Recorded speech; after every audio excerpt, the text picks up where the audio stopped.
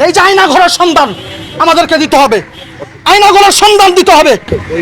আমার নিরহ কওমি মাদ্রাসার ভাইদেরকে যারা কোরআনুল মাজিদ তেলাওয়াত করে, বুখারীর দর্স দেয়, সহিহ বুখারীর দর্স দেয়, ওদেরকে জঙ্গি সাজিয়ে সাজিয়ে পা উপর দিকে দিয়ে নিচ দিকে মাথা দিয়ে পিটায়।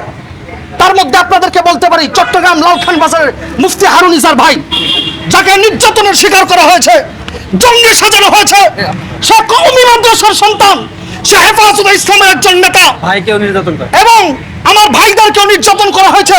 একজন সহজ সরল মানুষ 40 দিন পর্যন্ত গুম করা হয়েছে। একজন সুস্থ সবল মানুষকে হাঁটতে পারে আমার চোখের পানি পড়ে গিয়েছে। কি বলবো, দুঃখের বিষয় ভাই, প্রায় 22 মাস জেলের মধ্যে ছিলাম। শুধু তাই না, আমাদের একজন ভাই মাহমুদুল হাসান গরবি, মুফতি আলী হাসান উসামা, এই সমস্ত উলামা একরাম, মুফতি হারুন ইজহার, এই সমস্ত আলেম উলামাদেরকে জঙ্গি বলা হয়, আল্লামা মামুনুল হক সাহেবকে জঙ্গি বলা হয়। এই জাতি বুঝে গিয়েছে এটা একটা বড় ষড়যন্ত্র।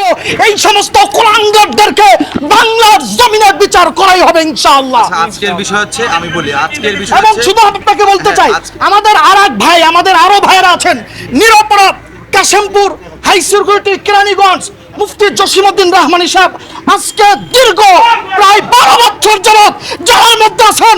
যার কোনো সন্তান নাই, যার কোনো স্ত্রী নাই, যার কোনো ছেলে মেয়ে নাই, যার কোনো ভাই বোন নাই, যার কোনো মামলা নাই, এই লোকটা নিরাপদ লোককে আজকে প্রায় 11 বছর রাখা হয়েছে। সুতরাং আপনাদের মাধ্যমে জানাতে চাই, এই যে